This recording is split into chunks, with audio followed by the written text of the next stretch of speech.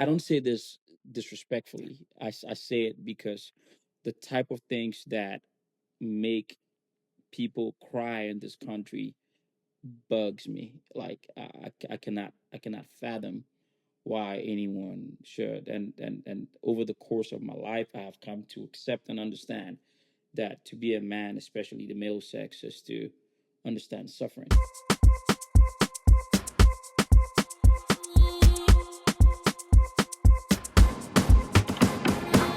Hey, what's up, fam? This is Sar Levy, host of Africans in Tech, where we're building bridges and shaping futures in tech. I'm here with my man Prince. What's up, bro? Hey, cannot complain. Another day in paradise. Awesome, awesome, man. I'm happy to have my boy here, man. We're gonna talk about tech and all that other jazz, but first, man, just kind of introduce yourself, who you are, where you're from, all that other jazz, man, and yeah, we'll go from there, bro. Beautiful. So I'm Prince Gbeku. I'm originally from Ghana, West Africa. Been I'm what you would call the immigrant. Came chasing the American dream. So I moved to America in October of 2011 through a total fluke. Won the lottery and came out here and been grinding ever since. So the lottery, what is the lottery, bro? So it's okay. Long story short, it is a system that the American government put together that uh, I'm guessing here that the goal is to get smart, talented folks into the country to help contribute to the development. So it's a lottery system, literally a lottery system. You put your name in the bucket, and the computer sorts out and picks somebody. And when you win, you get a green card. Yeah. And if you come to America and you do good enough, you might get citizenship. Yeah. That was So good, man. Because I mean, we know what it is, but I think for some of the guests, they don't know what it is. So yeah, that's dope, man. You won the lottery. You're here. What next? Oh shit! Now you have me remembering shit. So so for me, moving here, I didn't have any family here, so it was a little tough. My dad at the time lived in Saudi Arabia. He was a chef. He's since retired, but it was tough getting here, finding the money and all that good stuff to pay for the flight. I remember to pay for my flight, we had to go to this government. No, it's not a government. It was an American like NGO type, charity type, and they supplemented some of that money for us for the plane ticket. And then I got here, and uh, yeah, I had to live with a stranger. I didn't. I knew somebody that knew somebody that knew somebody that lives in America. We talked to them while I was still in Ghana. They agreed they'll host me. So I came to their house, and then they transferred me to somebody else's house.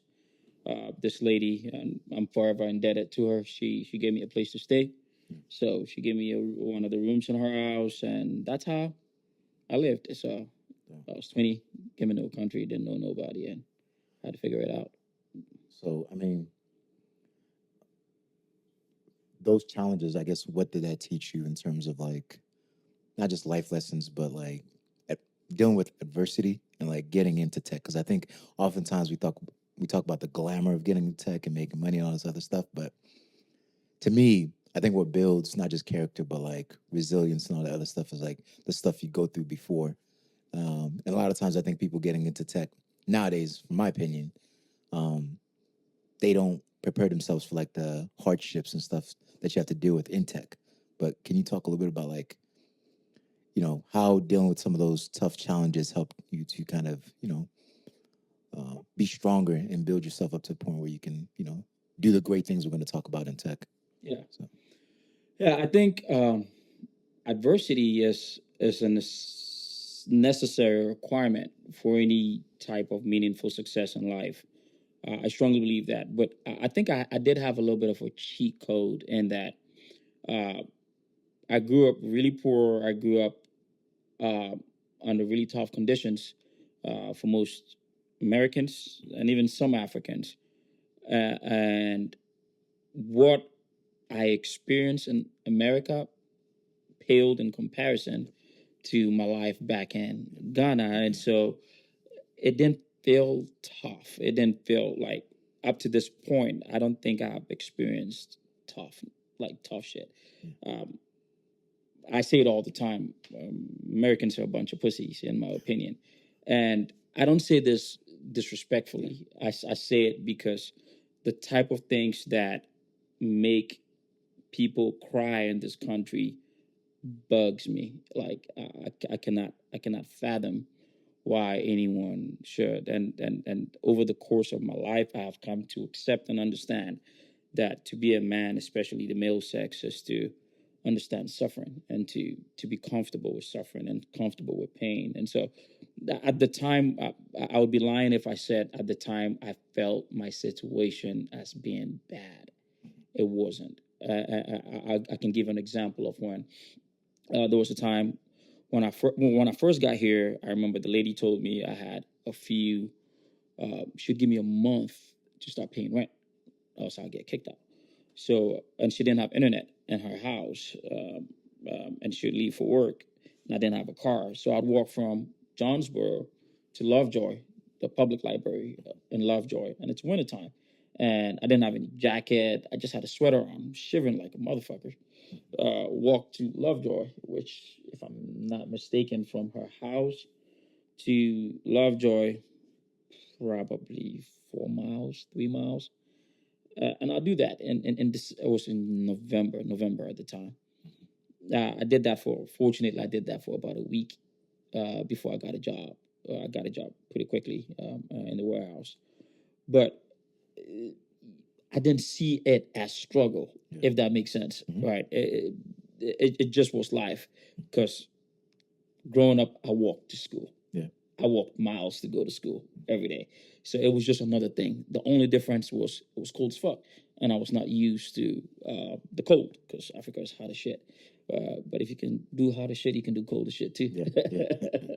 It's funny. I saw a meme the other day. They were talking about, for those who love the 100 degrees versus the 32 degrees, now's your time. You better get out there. Right. I'm like, I'm out here, man. I'm out here, bro. If you can do one, you probably can do the other. It's just Yeah. the same thing. So yeah, I think adversity is a part of life. It's a necessary component of life, and just don't think about it. Just do what you have to. You don't have a choice. Yeah. Okay, so fast forward a bit, getting into tech. What was that like? Like, what was like the what were you studying, if anything? Was it related to tech, and how did you decide to study anything in tech, and was it something specific? I know it's a lot, so I can repeat any part of that. Okay. So First off, how was it like when I got into tech? Scary as fuck. How did I get into tech? Through school, computer science. I was a computer science major. How did I become a computer science major? It was a total fluke. I went on Google, and I Googled, at the time living in this woman's house. I Googled. I'd been working for a few months and decided I needed to go back to school. Back in Africa, I was an economics and math major, so I wanted to go back to school. I did a quick search on what courses, what career path paid six figures. Gotcha. So it was a straight Google search. There was law, medicine, all of that. Everything that showed up required either an master's, a PhD. My family cannot wait that long. We need the money now. Yeah. So I had to do what I had to do, and computer science seemed like the obvious choice. It made sense. The prospects looked good. Being a computer scientist sounded a little, you know what I mean? Like, it sounded a little cool too. So all of that made it an easy choice. So I enrolled at a community college. Well, it's no longer a community college, but it was at the time Clayton State. Okay. In Mara, enrolled there, and by my junior year, I think. Yeah, I think by my junior year, I had already started my tech career, kind of. Did your parents like have any like reservations? Because the typical is like become a lawyer, doctor, blah blah blah. They have any reservations with like picking computer science, or they're like I mean, go my for it? family's not educated. Like my dad did not graduate high school. My mom Gotcha. did not graduate. Did not even go to high school. Gotcha. So I'm oh, I might be the first. If I'm not the first, I'm one of the first people to go to college in my family. So, yeah, Yeah, it's yeah. no one really. I know growing up, everybody because I had a mouth on me, so everybody thought I was going to be a lawyer or something like that, and I kind of did. I kind of thought I was going to be a lawyer, but yeah, just going to get that JD, and it's just too long. Gotcha. I needed the money now. Okay, cool, man. So, all right, you finish comp sci, and then after that, I didn't finish. you didn't So finish. I started. Okay. I started working. I think in my junior year, I started out doing internships. Okay. Okay. Now, mind you, all through college, I worked full time. Like there was not one time that I was not working full time. So I was either working in the warehouse. Then at some point, I started selling cars at CarMax. So I was a part-time sales consultant at CarMax. I did Uber, drove Uber for some time. I was always hustling because I had to take care of. I still had bills to take care of. I still had family back home that needed little things from me. I'm the first kid, so you know how it is in an African family. Yeah. Tell me about it. So yeah, I. What was the question again? I lost my train of thought. So basically the transition. So you're in college now, and how did you get like basically like your first job, basically? Yeah. So it was I did a lot of what do you call that thing in college where they try to employers come in to find students Like fairs, like job career fairs, fairs. job Yeah. fairs. So I Yeah, went to yeah. a lot of job fairs. I remember there was this one time I drove from Morrow to Kennesaw to a job fair, and I got kicked out because I was not a student. And I'd go to job fairs at Yeah. Georgia Tech, Yeah. anywhere there's a job fair. I didn't care much for school for Yeah. lectures anymore. Yeah. And I was going to a bunch of job fairs. I take my friends with me. I had a little putt Nissan, and then what do you call it after that? Mazda. That I just drive around, go to any job fair, suit up, get my cheap how you call it DNG suits, and is it DNG or DNK or whatever it is, KNG. KG, yep. Yeah, KG, yep. suits. Yeah, and just The go out baggy joints. and go to the job. So I did a lot of those. I Okay. did a lot of them. Like it got to a point where people were seeing me at multiple job fairs. Yeah. I remember getting kicked out of Kennesaw, like I said, and finally the lady allowed me in. But that's where I got my start. Dope. It was at Norfolk Southern as an intern. Yeah. And I interned there for the summer of 2016, I believe. Okay. And then they brought me back, and What is Norfolk Southern, by the way? it's a railroad company. Gotcha. Okay. So I got an interview from Norfolk Southern. I went in there. It was a bunch of kids from Georgia Tech and the likes, and I got the interview. I got the job not because I was the best answer. I was very upfront. I don't know shit, but I will work my butt off, and I would. I will outwork anybody here. Yeah. Yeah. And guy liked me, so he gave me the job, and he understood that I didn't know shit. Yeah. But he gave me the job, so I interned there. It was my first time making some good money, $3,300 a month. I'll never forget. Yeah. Paid bi-weekly. Felt like a king. Yeah. Yeah. Dope, man. And what were you making before that? Before that, let me see. So I was commissions only at CarMax. I did pretty well. I probably did close to that, but because you were commission based, it was not guaranteed. Yeah. Yeah. So it was fluctuating.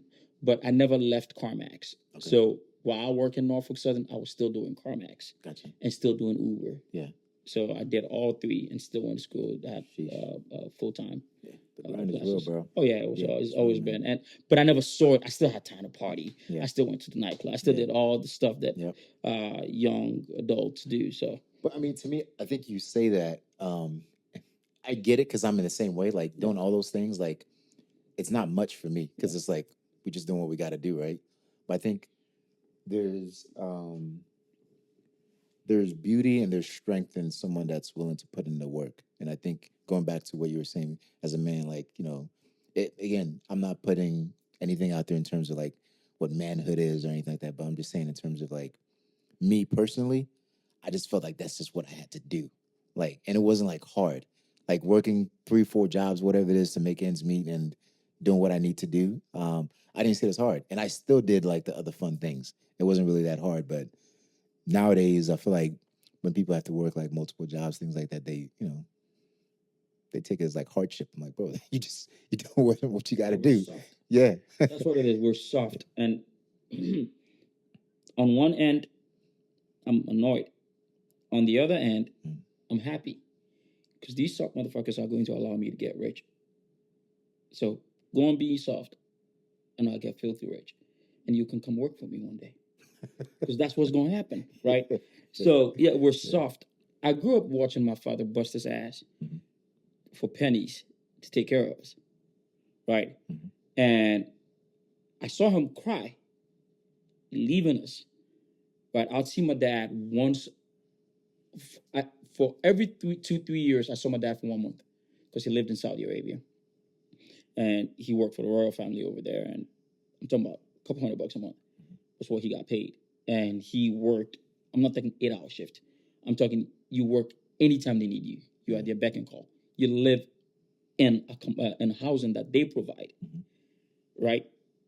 Everything, your life is there to serve them. He was a chef, and so I watched him come home to Ghana, spend 3 weeks with his family, and he has to go back. Yeah. And at the airport, this man who I looked up to is crying. And that shit did something to me, right? But it also taught me that sacrifice is a part of life. And I know you don't want to talk about manhood, and that's not what this is for. Yeah. But I strongly believe that the mark of a man, and today the society is doing a really good job of making men soft, and it's going to hurt us as a people in the long run. Men need to be tough, and tough by tough, I'm not talking about having big guns and being macho in the streets. Resilient. I'm talking about resilient, mental fortitude, and being able to do whatever it takes to take care of the people that are under your care. Yeah, I believe that too. And so, yeah, suffering is a part of life. Yeah. Good stuff, man. All right, so first gig, Northern, what is it? Norfolk Southern. Norfolk Southern. Yeah. All right, and then how long were you there before you? So I did that for 3 months. Then the contract ended. Okay. Because it was an internship, and even though they liked me, they will not give you, what do you call it? They cannot hire you for more than 4 months at a time because This is all law. during your junior year. Yeah, this is during my junior year. Okay. So they let me go, and then they brought me back in January. Okay. But at that time, I was still hunting for jobs. Hold up, let me think about this again. So, as a junior intern, you're making $3,300 a month. Yeah. As an intern. Yeah. Bro. What are you talking about? That's dope, bro. Yeah, what year was this? This is 2016. Bruh. Yeah, it was nice. You making cake, bro. Yeah, it was nice. I was a big boy on campus. Yeah. I had an Audi at the time. Oh, this guy.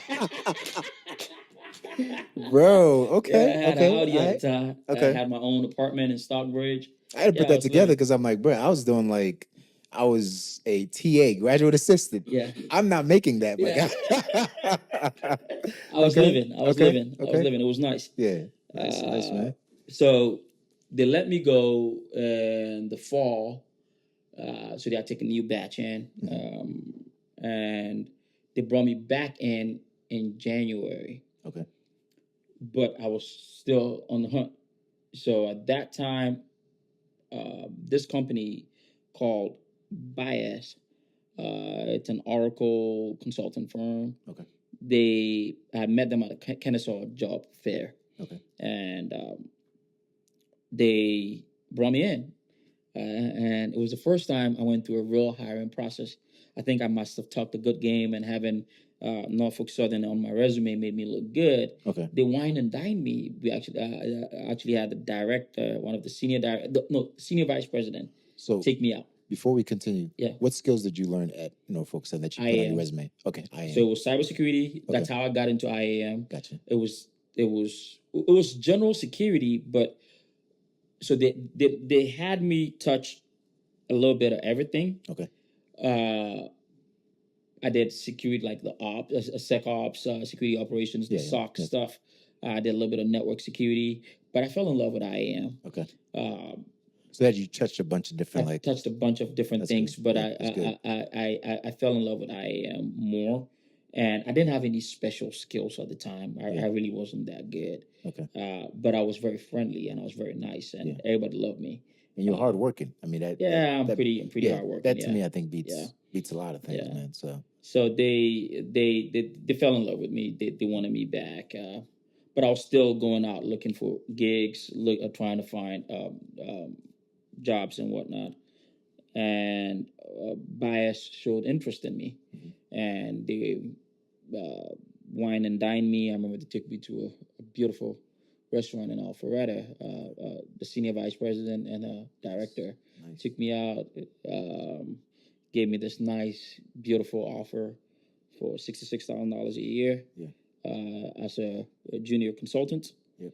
I was like, yes, sign me up. Yeah, yeah. I'm ready for it. It's the most money I'd ever made. But at that time, I was probably doing what, 30 grand a year. Yeah. So it was the most money I'd ever made.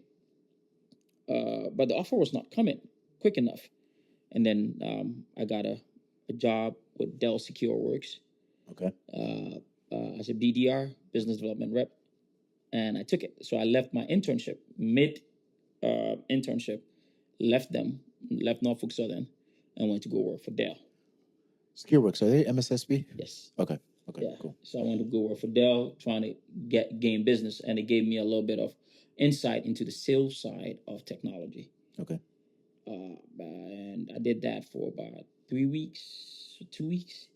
Then Bias came back and brought me a solid offer, so I quit Dell. Gotcha. And I remember my manager was pissed. Yeah. Because he had gone. One thing I was really good at was negotiating salary, and I negotiated a pretty nice salary, and given them, I was already good with sales anyway. I'm not gonna let that slide. What does that mean? Negotiate? Like how? I was making more Dell Secure Works than Bias offered me. So how are you good at that? Because I think that to me that's a missing art, like in terms of negotiating salary. People just kind of take the first offer. Yeah. How did you like? You don't have to get into specifics, but like what? If you had to give advice, like to somebody that wants to negotiate the salary, like what would you say? Like,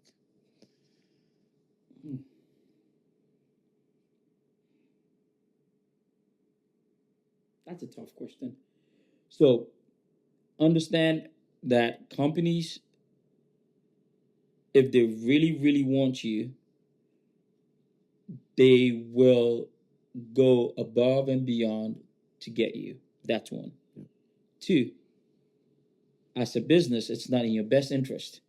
Most times, or at least common knowledge for most people is the common thought way of doing business is it's not in your best interest to give a prospective employee your best offer up front. Because they expect you to haggle, they expect you to negotiate. So they're going to give you at the lower end of the spectrum. So rule of thumb for me is I just add 20, 30%. And, okay. and go back to them with a 20, 30% counter offer. And I stay super firm on that. And I tend to get it 9 times out of 10. Nice. Yeah. Okay, cool. Yeah, I just wanted to talk about that briefly because I think that's a missing art. Yeah, it is. It's interesting. I think a lot of it stems from fear. That's all it is. Yep. I mean, closed mouths don't get fed. Yep. I think a lot of it stems from fear. A lot of people are afraid to ask for more. People see getting a job as the company doing them a favor. I look at it getting a job as a business. I have services that I'm offering. I'm a business. Even as an employee, I'm a business, right? But what does your business have? What does my business have? Yeah. It's services. I'm offering you services. A value. Yeah, it has value. People don't understand their value. Yeah. I think that to me is like, that's a missing piece when it comes to negotiating offers. You need to understand your value. Yeah. You need to understand the market. Because if you don't understand that, you're always going to... Always. Sabotage yourself when it comes to negotiating. I mean, this does not mean you be stupid and like... say for instance you are a junior person and um, someone offers you $100,000. You're a junior cybersecurity analyst. Someone offers you $100,000. You're like, no, I want 200,000. You probably ain't gonna get that. Right? It has to be in line with what the market. Right. But I would always want to go for the top end of the market. Yep. So the top of end of the market might be as a junior analyst, maybe 130, maybe 140. I'll try to push for that 130, right? Instead of staying at 100. If they're willing to offer me 100, they might be able to give me 120. Yeah. So if I give them, if I say 130, maybe we might find common ground at 120. Right? Yeah. Makes sense. Cool. All right. So pushing forward, SecureWorks, scrap them. And then I dumped them, joined Bias, and then that's when I got into IAM proper. Okay. Because it's a consulting firm. What is IAM? Identity and access management. Okay. So think security, right? So you live in a neighborhood, you live in a gated community, you have to go through that. You all probably have security personnel around. Your neighbors know you. The fact that they know you, that's your identity, right? Like that's who you are. So when your neighbor sees you, oh, that's SAR. I know SAR.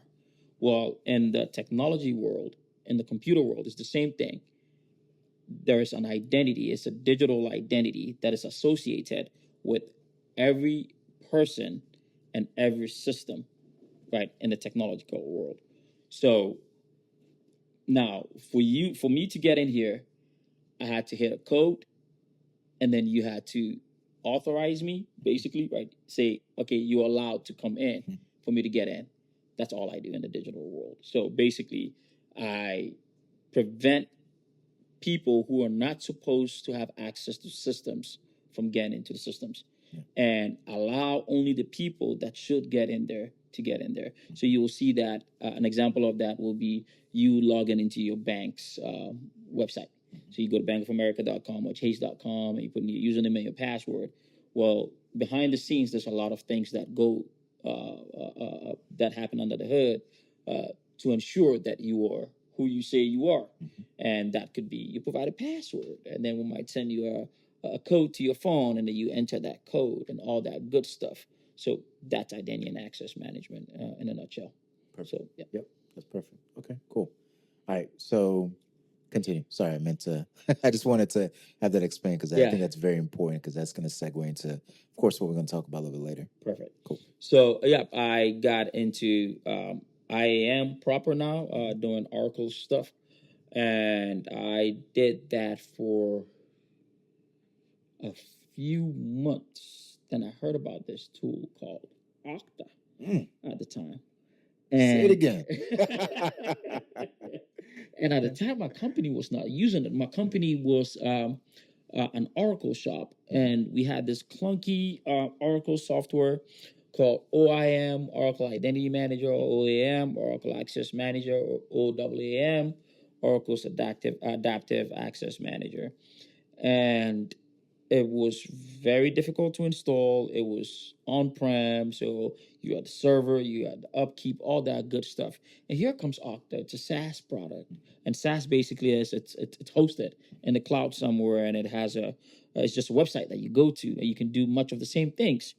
And it's configuration based, so you don't have to do a lot of programming and development on the back end. And it's just click, click, drop for the most part. And I went to my SVP because I became pretty good really fast. And I was so good at that point that I was lead on projects, even though I was a junior consultant, which is one of the reasons why I left. So I found out later on that I was being billed as like an architect. Yeah. And I was getting paid as a junior consultant, and I got pissed off. Yeah. And they were willing to triple my salary, but I still left. I'm talking about triple my salary at that time. But yeah, I heard about Okta. I found it fascinating. I hated the clunky software, the Oracle software. So I started learning Okta on my own. And I brought it to them. They liked it. they went and got an Okta engagement with this company. I'm not going to mention the company's name. And I helped facilitate that engagement. I actually helped them become an Okta partner. Yeah. I did a lot of that groundwork there. Nice. I mean, I was on the company's website. I was writing blog articles, IAM blog articles for the company's website. Yeah. So for all intents and purposes, I was like a senior consultant, even though I was an associate consultant, not even a junior. Yeah. I was an associate consultant, being paid an associate consultant salary. And this is all within the first year. And I went behind their back and went to the company. I knew the company was resource constrained. And I knew I was going to be the resource from my company's end, from Bias's end, that will work to deploy the services for that company. So I went to that company and I offered my services directly, and they hired me. Dope, man. I mean, there's a lot there, but one of the, I think, key things that I kind of took out of it was the fact that you studied Okta on your own, bro. You went and you researched on your own. I think that to me is like, it goes back to, the whole work ethic and kind of like, I think putting yourself in a place where you can succeed, and then kind of setting that vision in terms of like what you want. So even with the company offering triple X your salary, they knew what your value was, but they were willing to underpay you. Yes. And that to me, that's shiesty effect. Like I don't mess with companies like that. Pay somebody what they're worth. I mean, initially they paid me correct. So initially, I mean, I was a greenhorn, but I had progressed so rapidly in a very short period of time, and they knew that, and they were taking advantage of it. Yep. Instead of compensating me for that progress, that work that I was putting in. How long was that though? It all happened within a year. Okay. To me, there's still revaluations that's supposed to happen. That's what I'm saying. Yeah. And that never happened. That to me it only happened after the. So this is the funny thing. There was a meeting that was scheduled by the company. Mind you, I had gotten the job with the other company that was supposed to be the client. And it was a contract offer that was paying me about 3 times what I was making right now at that time. So it was a contract. So I was working both of them. And then I happened to be on a meeting and I was on both sides. So it's not even a meeting. It was a communication that got sent out, and I was on the CC.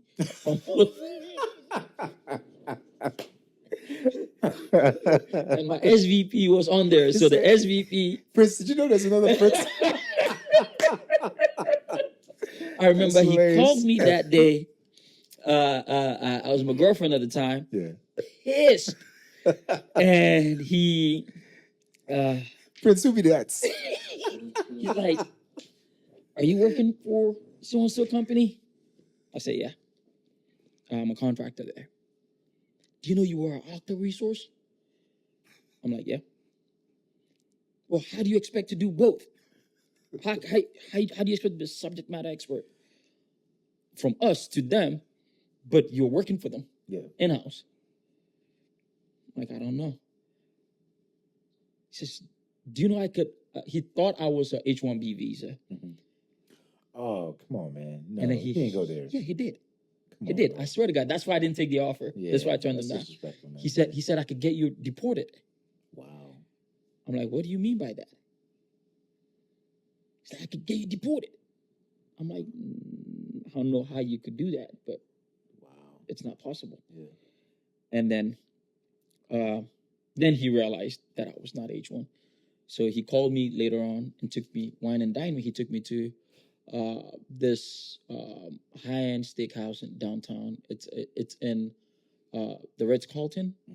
Is it Ritz-Carlton or something? It's a steakhouse in there. Took me out there, wine and dine me, and offered me 3x what I was making.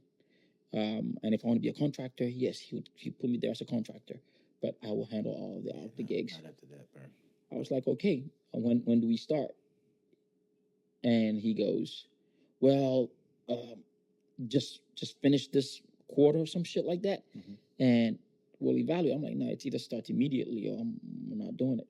Oh, so you were still willing to go? No, I mean, I'm negotiating right Gotcha. now. It's all Okay. about money for Yeah, me. yeah, gotcha, So gotcha. Okay, okay. I bet I have no allegiance at this point. Gotcha, It's all gotcha. about Okay. dollars for me. Okay. Because at this point I started to understand I had a skill set Yeah. that was valuable, and I had doubled down. I mean, I had my CISSP, I had my CCSP, Security Plus. I had a bunch of certifications at that point. Like I'm talking about in the period of like 2 years, I was like at the top of my industry. So I knew I was good, and I was starting to understand my value more. So it's all about money for me. And he refused. I mean, he gave me that spill of like next quarter or some shit like that. I was like, nah. So I quit, and yeah, it became a big. It was almost a legal case. They tried to sue me and all kinds of things, but I had not signed it. Non-compete. I'm not a dummy. There's no non-compete clause in there. There was no clause that I could not work with a customer. I had not officially onboarded with that customer, even though I was the only person that could work with that customer. I had not onboarded with the customer. So I get there and I decided to fuck him. So I told the CISO over there to terminate the contract and that I can do it all by myself. Wow. And he terminated the contract because it saved the money. And I did the work myself. Yeah. Dang, man. Well, I mean, I think all of those things matter in terms of experiences, like what you went through there. Me personally, you all that mess. We ain't even talking. I know you were not even having 10x, bro. 10x, man. I don't even care, bro. Come on, man. But okay, cool, man. All right, so I'm gonna fast forward a bit. But mind you, all of this time I was still in school. Hold up. I was a senior at this point. In school? Yeah. This was senior or junior still? No, I'm a senior now. Okay. So the whole time this is happening sometime in. Bro, you went from an intern to junior to a senior in a space of a year. Bro, that is wild. Something, yeah. That is wild, man. Yeah. Jeez. Gained all that certification in that time That is period. wild. Yeah. School was still like A's. No, I didn't care about school. Okay. My friends were doing homeworks for me. I mean, Tunde was one of the reasons why I graduated. Yeah. Like I was literally ready to flunk out. Yeah. I was literally. Yeah. I didn't give a fuck about school. Yeah. So I did this. I did a Google search. Mm-hmm. Okay. You know, degrees and all that stuff. No, not degrees. Okay. Of how much your professors are making. Oh yeah. And I found out the dean of computer science at the time was making like $102,000, and I made more money than him. Mm-hmm. So I was like, "Why the fuck am I here? Yeah. There's no point in me being here." So yeah, school was. Yeah. I didn't care about school. You know what the weird thing is? I had a 2.8 at that time GPA. The weird thing about that is like even with from a degree standpoint now, whether it's associates or you just have like a diploma, whatever it is, you can still do really, really well in tech without a freaking 4-year degree, man. I've helped plenty of people who don't have degrees get into tech. Yeah. People who have degrees in like how you call it, psychology and like dumb shit. Yeah. Get into tech. It's not a requirement. And we're not saying psychology is dumb crap. Oh, I am saying it. It's dumb. I'm not saying that. He's not. He's politically correct. I'm not, but he shares my opinion. Don't go read psychology, please. But okay, cool. So senior year, bro, you're killing the game. You're about to graduate, and then okay, so when is it like after you graduate? Let's move past after you graduate. Like when is it that you start seeing? I won't say real money because I mean you're making good money now. But when you start seeing like something where like, oh shoot, I'm doing really, really good. Like when is that moment for you? I think it's right before I graduated. I had an offer from Accenture. Okay. And I think at that time they were paying me $140,000. And as a recent graduate, bro. Yeah, but I had the experience. Yeah. And I was a senior consultant. True. Yeah. So I went in there straight as a senior consultant. Yeah. It was a massive project. And again, it was a technology that I didn't have any knowledge. They were not doing Okta. Yeah. They were doing SailPoint. Okay. And I remember they flew me out to Boston to go meet one of their partners or senior managers or something like that. Was SailPoint new at the time, or was SailPoint was always there? Okay, but I had never used SailPoint before. Okay, gotcha. I had no idea what SailPoint was. I just had at that time the Oracle stuff, the Oracle suite of IAM products, and Okta. and I had done a little bit of Centrify at that time, but I had no working knowledge of Sail Point. But I got the job, and it was a Sail Point deployment for a big chemicals company, DuPont. Okay. At that time, I got in there. That was my first big. And again, they offered me 100K. I think it was 100 or 110K was the offer. And when I got in, I found out that I made more money than everybody on my team that had the same position as me. In some cases, there was one guy who was making about 80 grand a year, and I was making almost double what he was making. Sheesh. It was insane. Yeah. Insane. Now, they did let me know that based off of what they put me on, if I didn't get promoted within a certain time period, basically they couldn't give me raises because I was on the top end of their band, whatever band it is. I didn't care. Yeah. Just give me as much money as I can take now. Right. Yeah. What are your thoughts on like going company to company, like in terms of like scaling salary? I think it's necessary.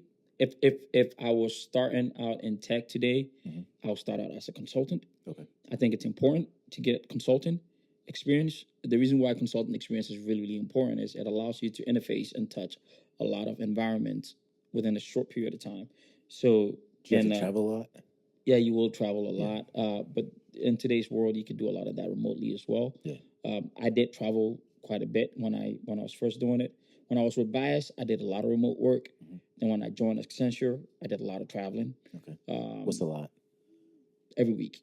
Okay. So either Sunday evening or Thursday, Sunday evening or Monday morning, you're on a plane going to Philly. Then you drive an hour from Philly to Delaware. Oh shit! You drive an hour from Philly to Delaware to DuPont, and then Thursday evening you're flying back to Atlanta. Gotcha. And then the following week, Monday, you're doing it again. So yeah, you're flying a lot.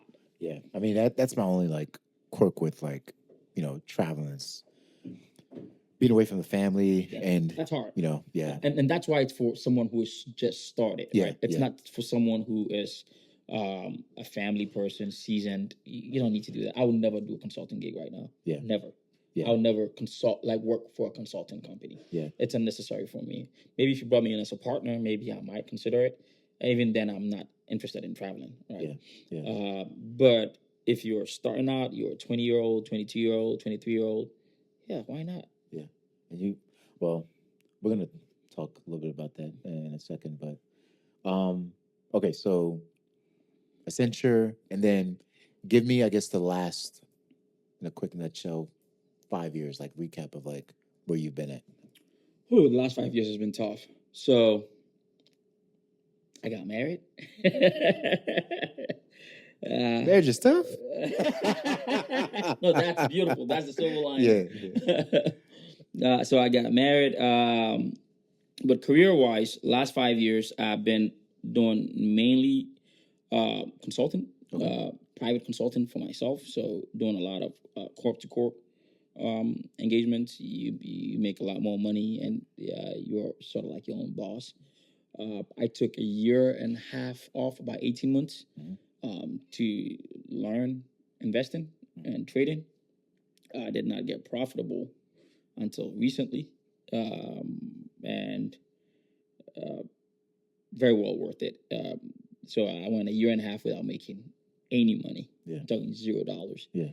And just studying, just learning a different skill, a different occupation, and was not successful for many, many months until I started being successful at it, and it's become a new skill set in my toolbox that I use now.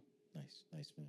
Yeah, I mean we've talked already about just how I started and I lost 6 figures pretty early. That's not easy. Yeah, that shook me to my core quite a bit, man. It's not easy. Yeah.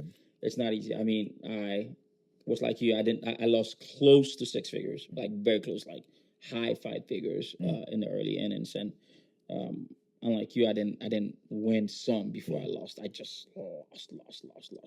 I mean, I remember there were days where I was taking stupid trades because I had the money, so I was taking stupid. Like I remember I shorted Snapchat $60,000 one time. One short. Yeah. One position. 60 grand. And I Great. did this on Instagram Live Sheesh. for everybody to see. That's how cocky I was. That's how stupid I was. Bro. Yeah. I did make some money on that trade. Yeah. I think I made like $2,000-3,000. Yeah. But can you imagine?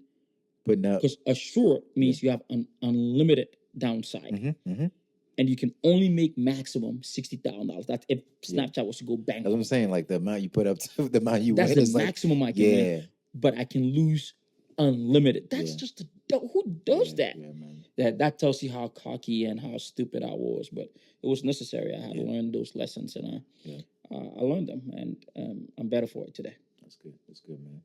All right, so we're gonna pivot a little bit. We talked about tech and trading a little bit, but just going back again to tech. Since this is a podcast about Africans in tech, where do you see in terms of like the landscape, in terms of like either IAM or just technology in general, in Africa? And you can talk specifically Ghana because I know that's what we talked about a lot. But so before I get there, part of what I'm building now, the next phase of what I'm building right now is taking my skill set and taking it back home. So as you're aware, I've been transitioning back home, and by the end of this year, I'll fully be based back in Ghana. And I intend to bring both my financial and technical skills from the tech space in there as well. From a security point of view, Africa is behind. Yep. From a core program and development point of view, Africa is behind. The reason why we're behind is not because the people are not smart enough. Because these guys are smarter than I am. They will work harder than I will. The reason why we're behind is because we don't have the infrastructure in place to make these things happen. And we don't have systems in place that allow this to happen, which is why it is imperative and it's important. I see it as a social responsibility for people like us who have seen the light, so to speak, to be able to go back home and to help try to shape the future, right? And try to create an ecosystem where, like India has done, where young Africans can start to compete on a global scale. Yeah. Because the aptitude is there. It's not a question of aptitude. It's not a question of work ethic. It's a question of you don't know what you don't know. And once you expose them enough to it, they will figure out the rest. Yeah. So building the systems and the frameworks that allows people to easily get into the industry and start to make money. And it starts with our businesses becoming more global. One of the things that I hate hearing is I'm a Black-owned business, right?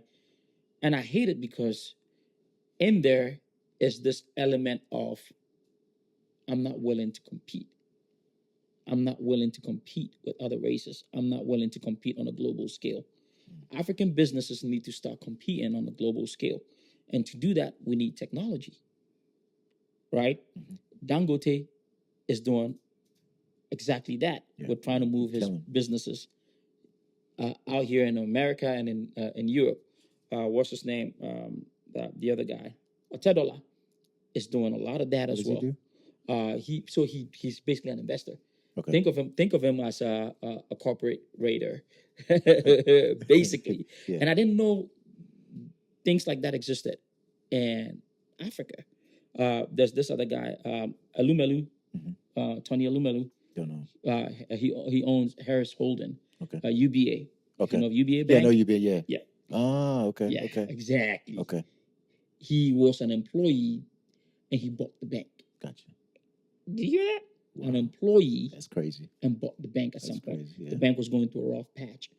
He understood the business. He understood the dynamics. Yeah. And he, together with some people, bought the bank. Wow. Right? And did some restructuring and got some loans and all that good stuff. Yeah. And now he is sitting nice. Yeah. Right? Owns a bunch of companies. He has an incubator now. where he helps people. But basically, my point is we need to go back and land. And it's this is not, by the way, this is not like some altruistic endeavor where we're just these good people coming down to help. Profitable. Inevitably, we're going to get rich off of it, Yeah. but we create a system that that lives beyond us, that means more than the money that we make, right? And to me, that's really, really important. So I see that as the next phase of our growth, and that's a necessary requirement if Africa is going to compete on a global scale from a technology point of view.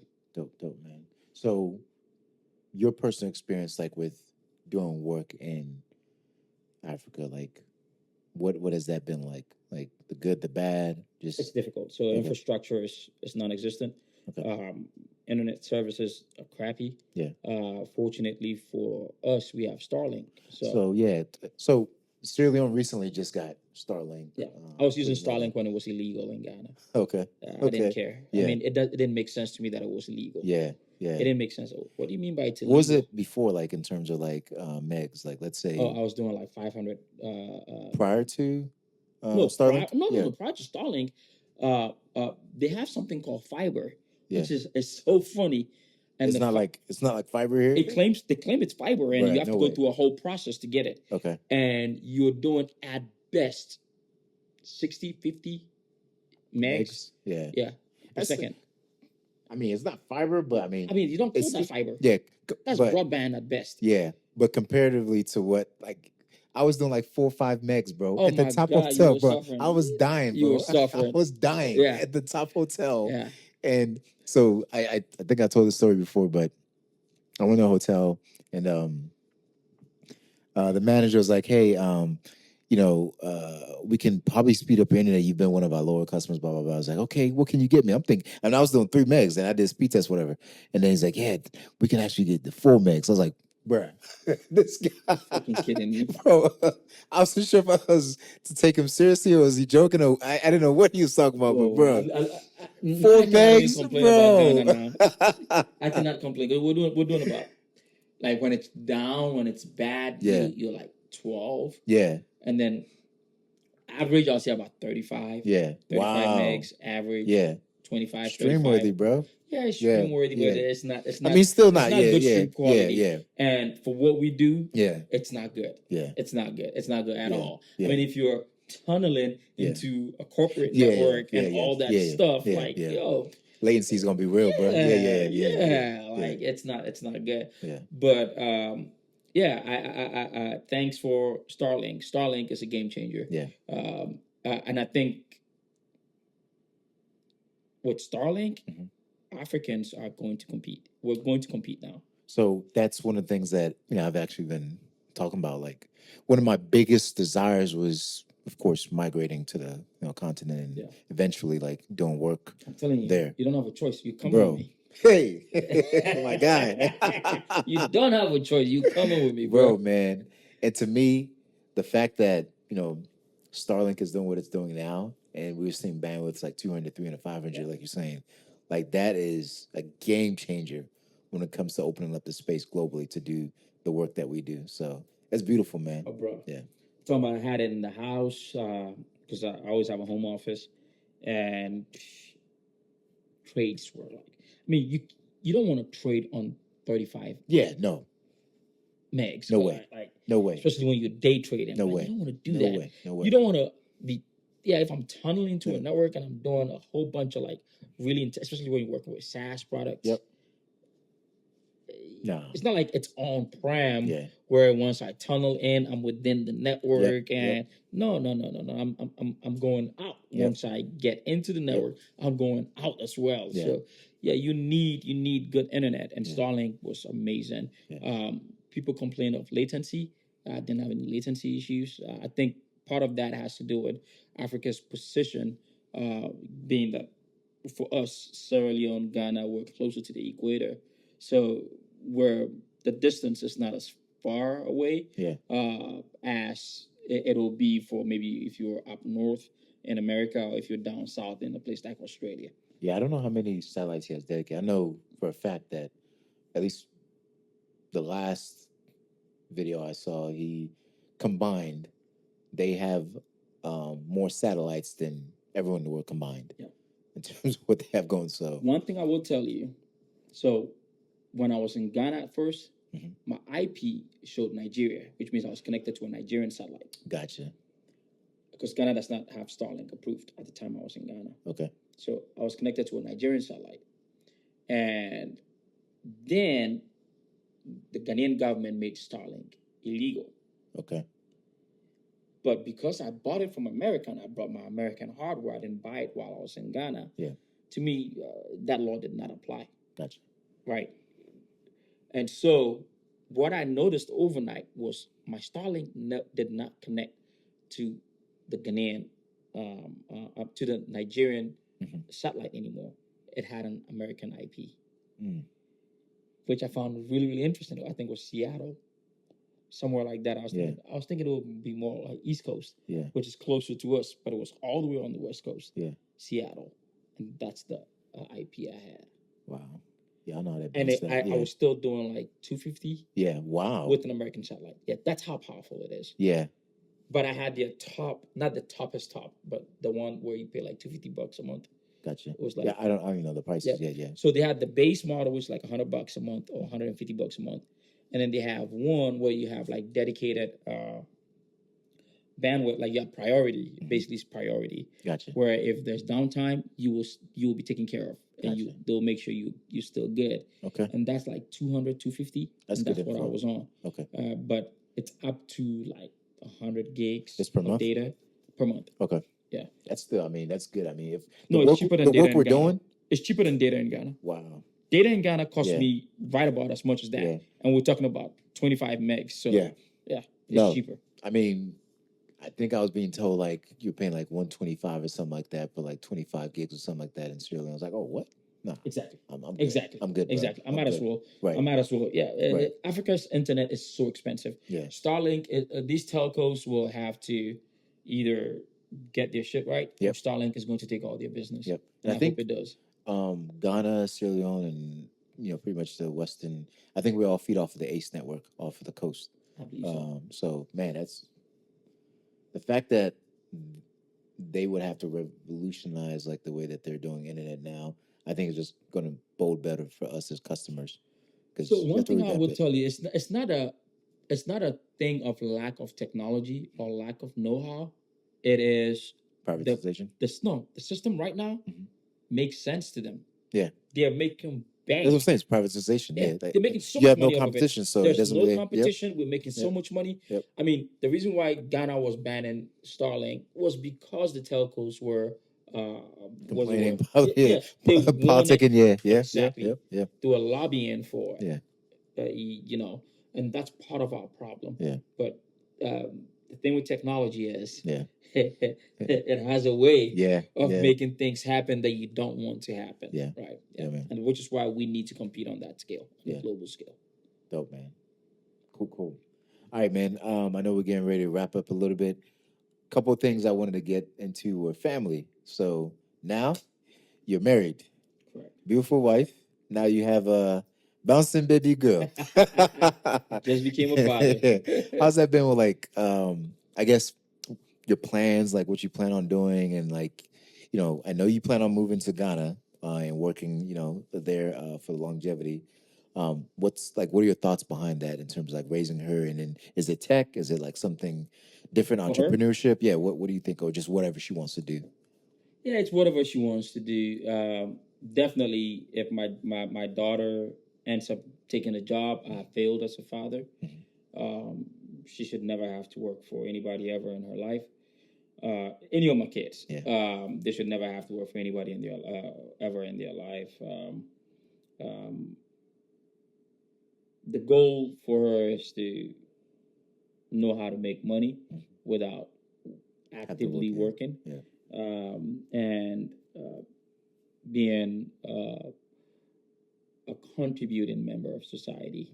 Hopefully, married, children, all that good stuff. I'm a very boring traditional man, so I want all the boring traditional things, except the the way we grew up, where you wake up, you work, you labor for somebody, Yeah. and you get a job, and you're saying yes, sir, master. Yeah. Yeah, I don't want to do that Essentially, right? anymore. Yeah. Yeah, essentially, yeah. Yeah. Yeah, and it's I know it's like it sounds cringe to some of our viewers to hear me say that. I mean, given that we're so highly paid, Mhm. but effectively, it is what it is. I believe that humans, the highest form of living is when you have choice, and choice. I'm not talking about choice in one thing or the other. Choice in everything. Mhm. So choice in when you wake up, choice in what you eat, choice in what you want to buy, where you want to live, all that stuff. Yeah. Choice. It's really, really important. And I strive for choice, which Yeah. is why like I'm on the next stage of my career journey. And it's all about choice for me. It's all about that freedom to choose to be who I want to be Yeah. when I want to be. I don't want permission to do nothing. Yeah. So far as I can help it, and so far as the law allows me to, I want to control what I want to do, what I do. No, I'm with you there. I think in the same mindset, like I don't want my daughter to, or my daughters or my son to have to work for somebody. Yeah. If you choose to, there's nothing wrong with that. It's just you make that as a choice you decide to make. It Not has that to you, be your own yeah, choice. not that you have to Yeah. do it. And I think in the And it's position, not because I gave you money. right? Yeah, in the position where we're Yeah. at now, I think for us, or you know, outside of giving them money, I think the knowledge and then the ability to create and make value out of like whatever it is they decide to do, making business out of that. I think that to me is like the ultimate kind of give back for them, where now you can push up to the next level.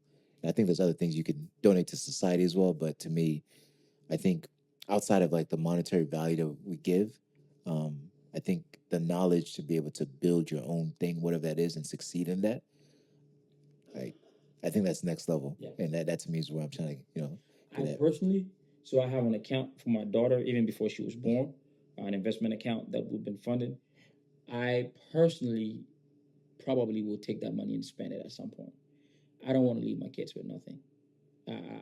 I really think that the best thing that I can do for them is to teach them, like, either that money once she gets to about like age 10 and she starts understanding things, maybe 8, 10, I'll start teaching her how to invest because I'm pretty okay at it at this point. Start teaching her some of the things that I know and walking her through things, at which point, by the time she's like 15, she's managing her own account and then she can take over fully and do whatever she wants to do with it. Either that or I'm probably going to spend that money myself. Okay. But I have no intention of leaving anything for them. Gotcha. I'll find a way to spend it. My My wife wife and will, I will my spend, wife find will, a way to yeah, my spend wife will kill me if I did that. But I'll find a way to spend it because I think it weakens them. You know, the best thing that I can give my kids is the knowledge, is my network, is is the relationships that I built. It's all of that stuff. And with all of that stuff, there's no way they will fail. Yeah. It's absolutely impossible. But let's say you build a But if I business. give them the money, Yeah. now I start weighing them down. It becomes this thing. The reason why I'm able to succeed is because I don't have a choice. Yeah. Right? Yep. And I want them to be in a better place than I was, but I still want them to have a little bit of that hunger. Yeah. So you know more than I did at that time, but you don't have that money weighing you down. And so, and maybe I'm wrong here. I'm still flushing these things out, right?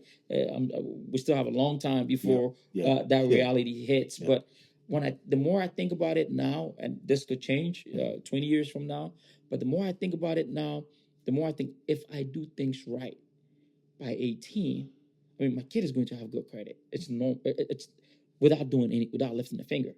So by 18, she should be in a good place. She should understand basics of money. She should know how to. She should have a way to access $10,000. And she should be able to know how to turn that $10,000 around, either be at a small business or something. Yeah. Me giving her a trust fund would say 10 million, 20 million. That's just going to weigh her down. Yeah. So I was going to ask you about that. So let's say you don't leave her money. Like, let's say from a company standpoint, then you raised company worth, let's say, $1 billion, So they earn whatever it. it is. How? They earn it by working in that company. Okay, so they're so gonna you're work not with going it. to just inherit my company. Fuck Yeah. no. Yeah, no, I agree If with there's that. a Yeah. Joe that comes from the streets I can run it better. Yeah. that does a better job, I'm Yeah. giving it to him. Yep. Okay. Because Gotcha. I want that company's probably going to end up in trust, and that trust is probably I'm going to be the beneficiary of that trust. Yeah. So, and I personally, at this point in my life, I don't want to ruin shit. Yeah. Like all the businesses that I build right now, everything that I do right now, the intent is to hand it over to a CEO. Gotcha. I want to sit back, smoke my cigar, drink some whiskey, drink some coffee. Speaking of whiskey, what exactly do we have here, my guy? That's the Lefroy. That's the Lefroy 10. I love my whiskeys, right? Sit back, Yeah. collect my whiskeys, drink my whiskeys, smoke a cigar. That's what I want to do. Go to a coffee shop, talk to locals, talk to grandmothers in the villages, go farming. We're trying to buy about 1,500 acres of farmland in Ghana right now. Gotcha. Go to a farm, be with the animals, go to the beach, talk to the ancestors. Yeah. That's what I want to do, right? Yeah. I don't care for a lot of stuff. Yeah. I don't care for a lot of stuff. Yeah. No, I'm with you there, man. I think for those who have not been in parts of Africa, wherever that may be, the simplicity in living in Africa, I mean, to me beats everything else. Yeah. Like the fact that money can go long, but then also like the simplicity and like just you order food, you get it right then and there fresh. People like to smile, laugh, and of course there's hardships. There's hardships everywhere. But the fact that people like to laugh, smile, and then you're like with your own people. Like, for those who are watching, most of you who are Africans, even if you're not African, like they treat you really, really good. I That's hosted two of my friends, African Americans, in Ghana this year. Yeah. Amazing time. Everybody had a great time. Yeah. Yeah, man. Africans could give at least for Ghana, Ghanaians could give two fucks where you come from. Yeah. As long as you're nice to them, they're going to be beyond nice with you. Same thing. I think it's the same thing. It's all of the West Coast of Africa. Yeah. Like, who cares? Africans are just genuinely nice people. Yeah. Why else would we be enslaved if we were not nice people? I have my own theories, but but we'll leave that. But yeah, cool, man. I think we're running a bit on time, man. So the next thing that we're gonna go through is basically the whiteboard session, man. So let's get ready to hit that up, man. Let's do that. All right. Hey, what's up, fam? Welcome to Whiteboard Session. We're here going to talk about a little bit of identity access management. Got my guy Prince here that's going to lead it off and just teach us a bit about how access works, especially at the enterprise level. So, Prince, I could go over to you, man. Beautiful. Thank you. So, IAM is what I consider as the foundation, the fulcrum of security. You cannot have a security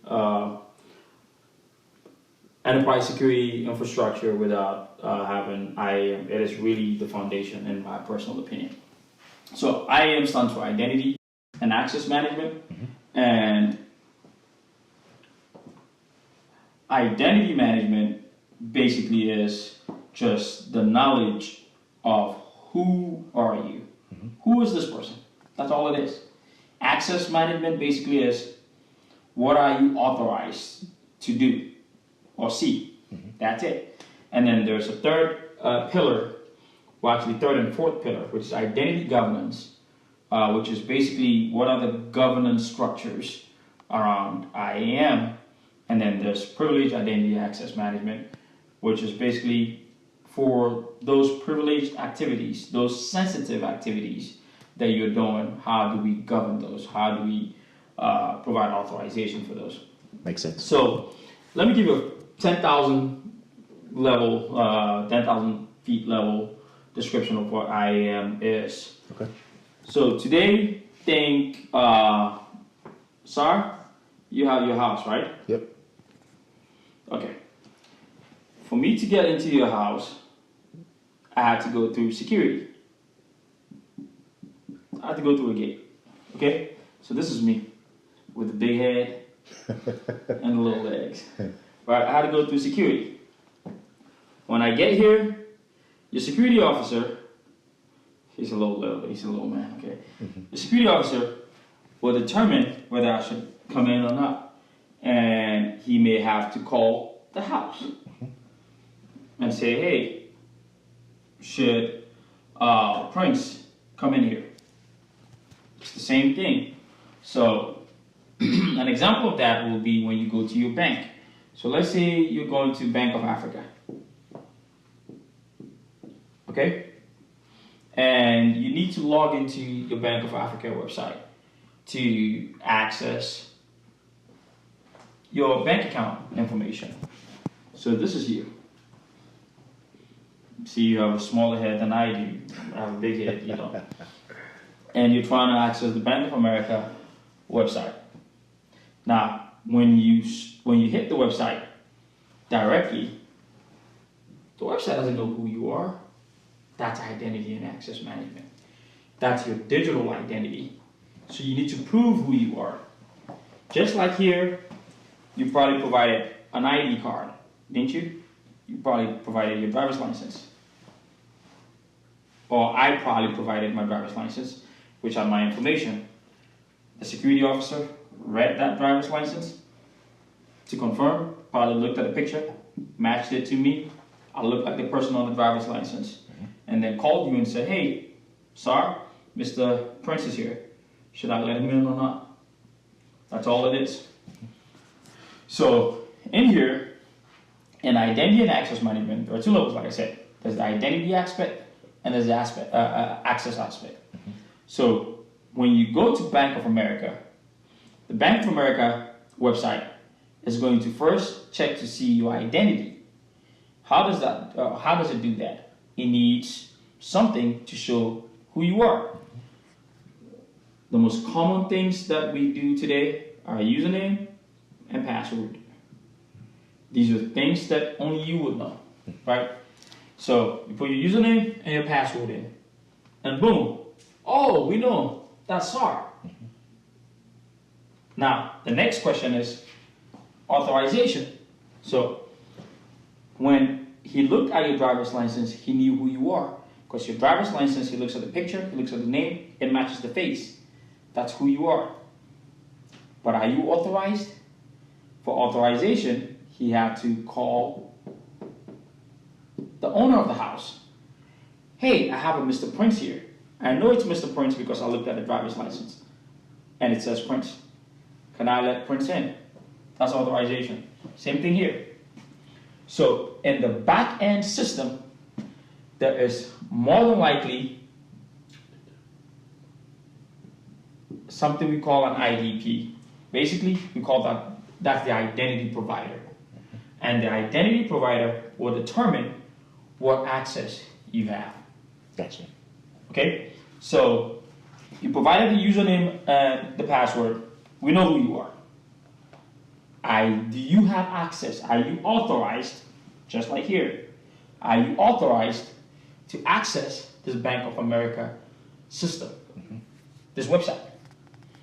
And the IDP will determine that. Will say, yes, you are authorized, or no, you are authorized. Now, of course, there are a lot of details that happen in here to determine whether you're authorized or not, and what kind of authorization you have. But in a nutshell, that's IAM. It's no different from physical security that we do every day. It's just the digital representation of something physical. And we use a bunch of code, a bunch of software, a bunch of configuration to achieve that. Gotcha.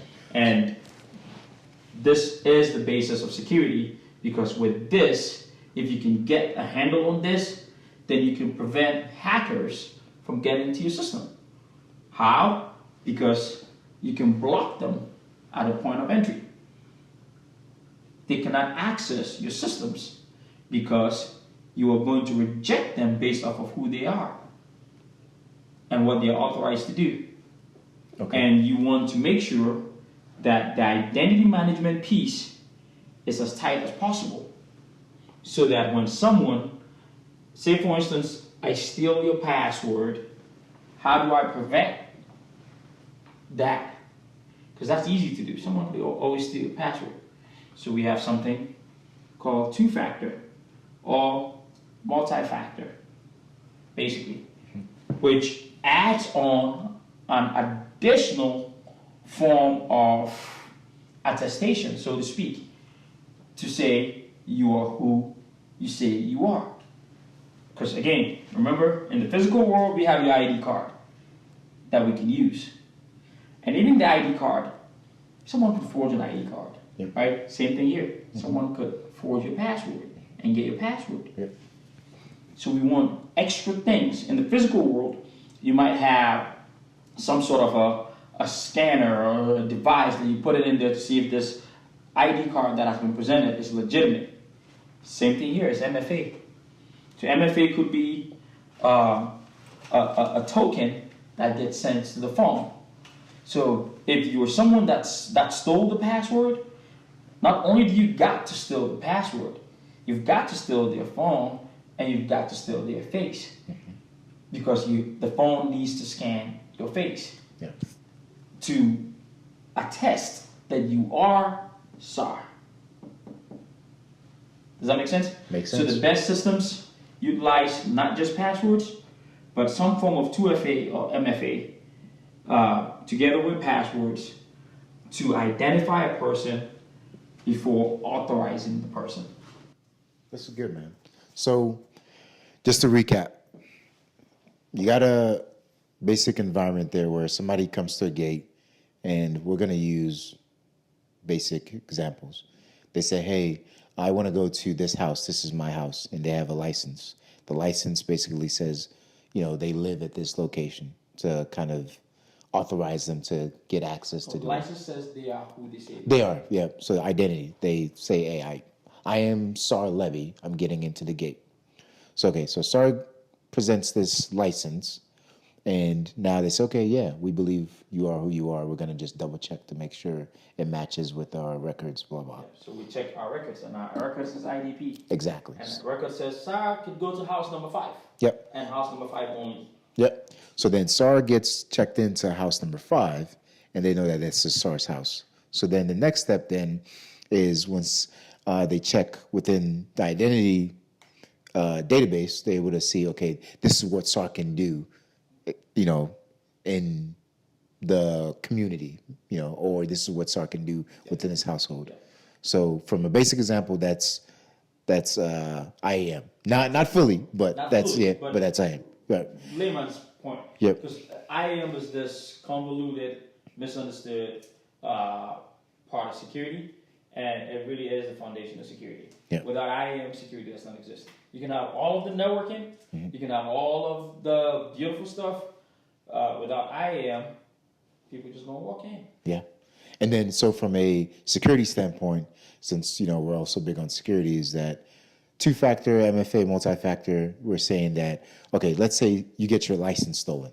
Somebody creates a forged copy of your license, right. Whatever it is. Right. So then they go back and check, is this license real? Is this person who they say they are? Right. They check, it doesn't match. So then it's like, hey, this is fake. But let's say they go back and the security guard makes a mistake and says, okay, yeah, this person they have your password or they have your license, so they must be you. But you also have a two-factor or MFA that says, all right, well, let's check another, set of, something else. Only SAR can have. Exactly. Only SAR. Either your phone, or Face ID, something like that. Yep. Code to his phone. Yep. But then if they don't have that phone, then you're not who you say you are. Exactly. And of course, many of you know that there's two-factor hijacking, MFA hijacking. We'll talk about that another time when we get my guy in here again. But yeah, this is a basic foundation, and I love what he's doing here. And thank you, man. This is really, really good explanation, man. Thank you. Yeah, thank you, brother. We're back to the show. All right, fam. Now that we're back from the whiteboard session about IAM, if you have any questions at all about IAM and identity and access management, anything like that, feel free to post your questions in the comment boxes or hit us up at africansintechnology@gmail.com. Again, it's africansintechnology@gmail.com, or you can hit up any of our other social media handles that we have here. And that's about it. But before we end, I want to give Prince a chance to give any shout outs or anything like that, or if he has any plugins for those who are interested in learning more about IAM or anything like that. Feel free, bro. Yeah, definitely. So, as I mentioned, we're moving to Ghana, and we will be hiring very soon. So, if you're interested in learning more about IAM or interested in getting into the space, feel free to reach out to us. IAM Nomads, NOMADS.com. If you want to reach out personally, Chief underscore Ellie, and Ellie spelled ELLY, Chief is CHIEF on basically all social media handles. Yep, that's basically it. If you have any questions, just let me know. I may not respond, but Cool, man. but yeah, I'm just kidding. I will respond. Yeah. Cool. Dude, thank you so much for being here, Thank you, man. brother. Thank you. My regards to Wifey and Fifi. Yeah. We'll see you hopefully this December in Ghana, my Right. guy. Right. Oh, you have to come, brother. Yeah. I have plans for you. Definitely, I have plans for man. you, the kids. We'll have a blast. Definitely. Yeah, we're Yeah. definitely looking forward to coming Yeah. down. Well, thank you again for tuning to another episode of Africans in Tech. My name is Sar Levy, and this is Africans in Tech, where we're bridging gaps and shaping futures in tech. Take care, fam.